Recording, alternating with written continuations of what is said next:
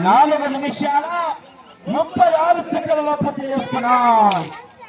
కోతుల దక్షిత్ రెడ్డి గారు, నిశాంత్ రెడ్డి గారు అక్కడి పోటీలో ఉన్నారు. రాటలే హీట్ అయితే చెల్లు ఇది చాలా కూల్ ఫ్యాన్ పెట్టాలి దీనికి. నేను చెప్పినా పిలుద్దామని వీళ్ళకి.